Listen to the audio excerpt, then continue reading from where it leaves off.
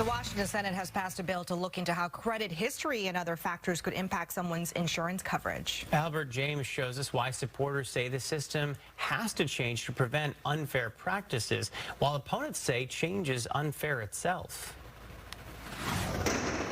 Senate will now come in order.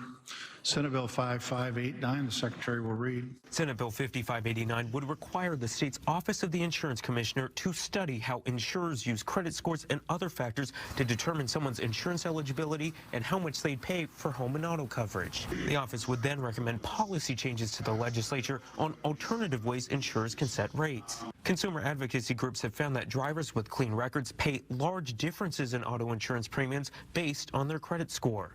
Supporters of the bill say insurers relying on credit history and other factors has disparate impacts on consumers, and coverage should be based on driving history or the state of a home. It should not be based on whether or not you have a college degree or whether or not you work in a blue-collar job as opposed to a white-collar job or your zip code. The legislation was requested by the Insurance Commissioner's office. They previously tried to ban insurers from using credit history to determine insurance eligibility and rates, but it was challenged and overturned by a court.